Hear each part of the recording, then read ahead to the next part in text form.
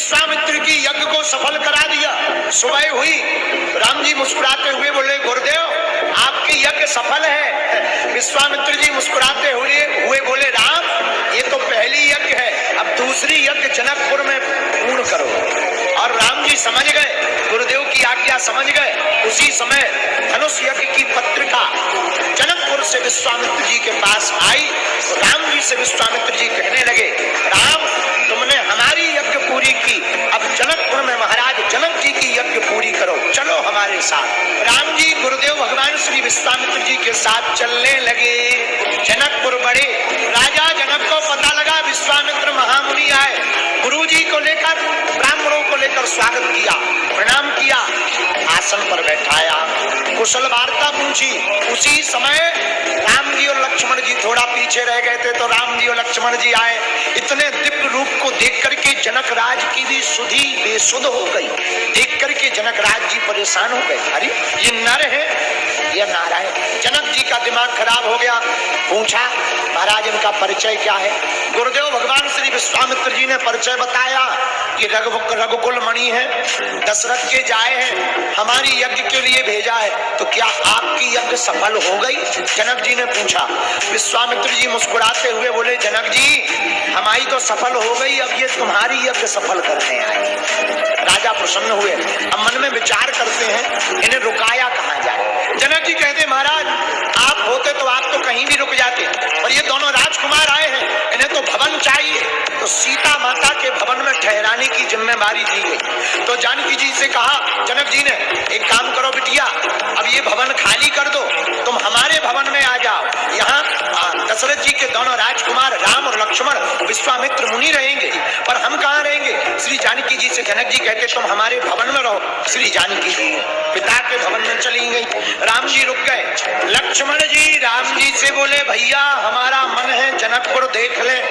राम जी गुरु जी से बोले गुरु जी लक्ष्मण जी की इच्छा है कि हम नगर देख लें, तो एक आज्ञा दो, हम लक्ष्मण जी को नगर दिखाया है। तो मुस्कुराते हुए गुरु जी बोले एक बात बताओ, नगर लक्ष्मण जी को देखना है तो तुम्हें जाने की क्या जरूरत? राम जी बोले हम इन्हें जल्दी ले आएंगे, बाल बच्चे हैं, कहीं गुम जाए, देर लग जाए। तो गुरु जी बोले क्या तुम पहले आ चुके? राम जी बोले नहीं हम तो पहली बार आए। तो गुरु जी बोले तुम दिखाओगे कि यहाँ के पहरेदार? नहीं पहरेदार दिखाएंगे। हाँ तो पर तुम्हारी क्या जरूरत है? गुरु जी हम लक्ष्मण जी को दिखा लाएंगे, आप हमें आज्ञा दे दो। गुरु जी मुस्कुराते हुए बोले आप अपने रूप का दर्शन जनकपुर वासियों को देना चाहते हो, हम समझ गए, राम जाओ। राम जी महाराज गुरुदेव भगवान की आज्ञा मान करके चले।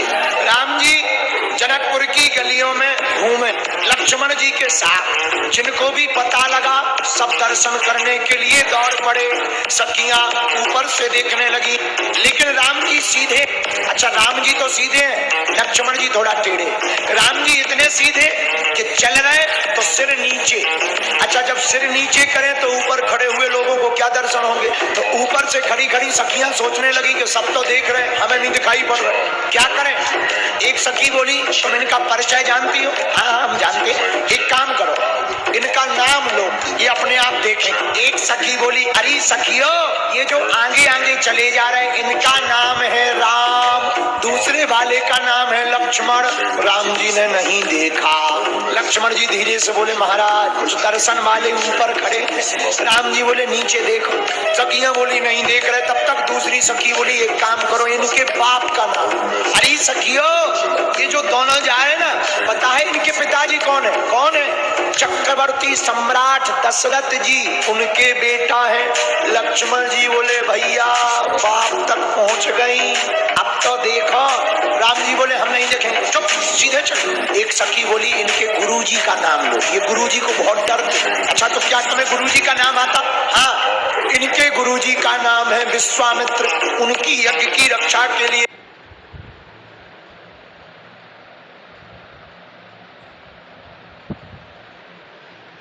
आए हैं। लक्ष्मण जी बोले भैया ऊपर देखो, लगता है ये अपनी पूरी कुंडली जानती है। राम जी बोले चाहे जो हो जाए हम नहीं देखेंगे। अब सखियां बड़ी टेंशन में। एक सखी बोली एक काम करो, इनकी माता जी का नाम। अब सखियां विनोद करती हुई कहती दोनों हाथ से ताली बजाकर, जो आगे जा रहे ना, इनकी माँ का नाम कौशल्या है, राम नाम है। लक्ष्मण जी बोले ले अब तो पूरी कुंडली खुल गई, अब तो देखो। राम जी बोले चुप, हम नहीं देखेंगे। तब तक सखियों ने लक्ष्मण जी का नाम लिया। ये जो पीछे जा रहे गोरे गोरे, इनका नाम लक्ष्मण है, इनकी माँ का नाम सुमित्रा है। सोई लक्ष्मण जी ने टेढ़ा मुंह करके कहा हम तो देख रहे हैं, हमारी कुंडली खोलने की क्या जरूरत है, हम तो देख रहे हैं। लेकिन राम जी ने नहीं देखा। सखियां निराश हो गई। उनमें एक सखी भगवान शंकर ही बने हुए हैं। तब तक एक उपाय किया। एक सखी ने बोले ये ऐसे नहीं देखेंगे, एक काम करो, पुष्प लाओ। फूलों की टोकरी लेकर आई। सब सखियों ने अपने अपने हाथों में फूल ले लिए और फूल लेकर के, और जैसे ही पुष्प बरसाए, राम जी ने ऊपर की तरफ तुरंत देख लिया। फूल को बरसता हुआ देखकर क्यों देखा, इतना नाम लिया क्यों नहीं देखा? फूल का एक पर्यायवाची नाम है सुमन। सुंदर मन को ही जब राम जी पर कोई बरसा देता है, तब भगवान की दृष्टि उस जीव पर पड़ जाती है। समय धीरे धीरे नित्य नियम हुआ। उसी समय गुरु जी ने राम जी से कहा जाओ पुष्प ले आओ। पुष्प लेने के लिए राम जी वाटिका में आए। बाग में जैसे ही गए पुष्प तोड़ने लगे। श्री सियाजू जानकी जी उसी बाग में गौरी पूजन के लिए आई थी सखियों के साथ। एक सखी सीता जी को छोड़ करके बाग देखने के लिए आई। उसने दोनों भाइयों को देखा तो सुध-बुध खो बैठी। दौड़ी दौड़ी सियाजू के पास आई। क्या हुआ, इतनी हाँफ क्यों रही हो? श्री जानकी जी ने पूछा तो सखी कहती है आपको पता है जो कल नगर में आए हुए थे, जिन्होंने पूरे नगर को मोहित कर लिया, वही दोनों भाई आज बगिया में आए हुए हैं। सियाजू कहती हमें देखना है। अच्छा चलो। राम जी ने कंकड़ नूपुर की धुनी सुनी, समझ गए श्री सियाजू आई हैं। वृक्ष की ओट में श्री जानकी जी किशोरी जी खड़ी हो गई। इस तरफ राम जी खड़े हो गए। एक बार राम जी ने देखा, श्री किशोरी जी ने एक बार देखा, और एक बार जैसे ही नजर मिली, सोई हमारी किशोरी जी ने आंखें बंद कर ली। क्या बात? सखियों ने पूछा क्या शर्म लग गई? नहीं नहीं। फिर श्री किशोरी जी कहती हैं ये जो रूप माधुर्य है, इतना सुंदर प्यारा चेहरा है, हमने देखकर आंखें इसलिए बंद कर ली कि कुछ देर बाद ये तो चले जाएंगे, लेकिन इनका रूप माधुर्य हमारे आंखों से ना चला जाए, इसलिए अपने नैनों में बसा लिया। सखियां कहीं लिवा करके श्री सियाजू ने गौरी अम्बा का पूजन किया, प्रार्थना की, पुष्प लेकर के आए। दूसरा दिन हुआ। अब आगे आज धनुष यज्ञ का समय आ गया। सब देश देश के राजा धनुष यज्ञ में सम्मिलित हो रहे हैं। जनक के दरबार में तरह तरह के राजा धनुष तोड़ने के लिए आए हुए हैं। राम जी, लक्ष्मण जी, विश्वामित्र जी तीनों चले।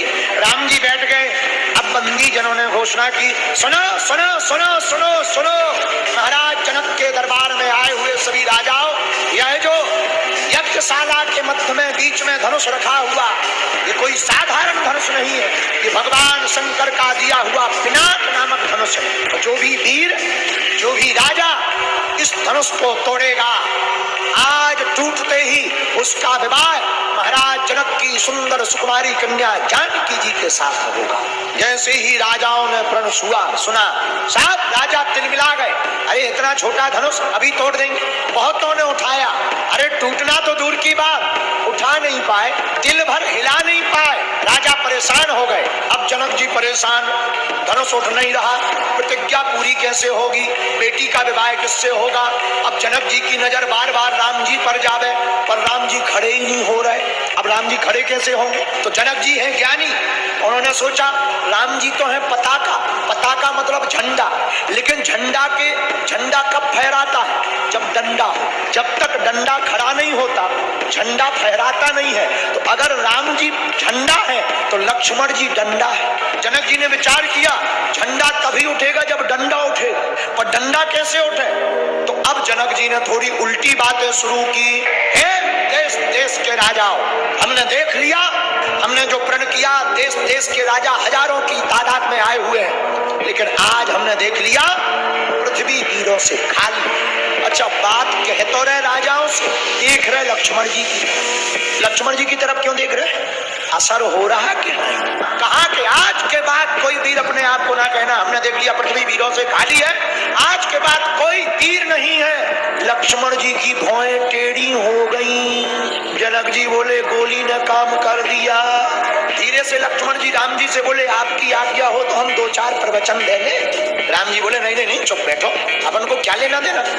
लक्ष्मण जी बोले दरअसल ये तुम्हारी पढ़ाई के आदमी नहीं है, हमारी स्टोरी के आदमी है। और लक्ष्मण जी खड़े भय तो आदरणीय नहीं कहा, और जैसे ही खड़े भय और जनक जी की तरफ देखकर बोले हे राजा जनक, जब से हम आए हैं तरह तरह की बातें कर रहे कि कोई वीर नहीं है, कोई वीर नहीं है, वीर नहीं है। सुनो, किसी भी सभा में रघुवंशियों का एक छोटा सा बालक भी बैठा हो तब ये बात शोभा नहीं देती, और तुम्हारे सामने रघुवंशियों के कुल श्रोमणी सूर्य की तरह चमकने वाले प्रभु श्री राम रघुवीर विराजमान है। कौन कहता है वीर नहीं है? अरे रघुवीर है, तुम कहते वीर नहीं है। जहां लक्ष्मण जी बोले सोई जनक जी डरा गए। लक्ष्मण जी महाराज भौएं टेढ़ी करके कहते जनक जी आप उस धनुष की बात करते हो? अरे हमारे राम जी का अनुशासन मिल जाए, धनुष तो ठीक है, हम अभिमान में नहीं प्रभु के स्वभाव में कहते हैं धनुष तो छोड़ो, पूरे ब्रह्मांड को उठा करके ले जाए। और केवल ब्रह्मांड को उठा नहीं लेंगे, जिस प्रकार कच्चे घड़े को हाथी अपने पैर से मसल देता है, हम भी पूरे ब्रह्मांड को मसल देंगे। लक्ष्मण जी की बातें सुनी, सब डर गए, पृथ्वी कांप गई, लेकिन किशोरी दूसरी जानकी जी खुश हैं, भीतर ही भीतर बोली वाह देवर जी गजब कर दिया, जानकी जी प्रसन्न है, बढ़िया किया देवर जी। अब राम जी ने सोचा ज्यादा गड़बड़ ना हो जाए, इशारा किया बैठ जाओ, कोई जोश नहीं, शांत बैठ गए लक्ष्मण जी। जब बैठ गए तो गुरु जी ने तुरंत कहा हे राम अब तुम उठो, जनक के मन के संदेह को मिटाओ, धनुष को तोड़ो। राम जी उठे, गुरुदेव को प्रणाम किया। राम जी बहुत सहज प्रणाम किया, गुरु जी को पुनः प्रणाम किया, धनुष को देखा, माता जानकी जी गणेश जी को मनाती, सब प्रार्थना करते। राम जी ने जाकर के धनुष को पकड़ा, कब उठाया कब तोड़ा कोई देख नहीं पाया, धनुष टूट गया, किसी को पता नहीं लगा, जय जयकार हो गई। भैया सब जय जयकार होकर के भगवान ने धनुष को तोड़ करके डाल दिया। और वरमाला होती है, भगवान के गले में माला पहनाई जाती, सियाजू के गले में माला पहनाई जाती। वीडियो अच्छी लगी।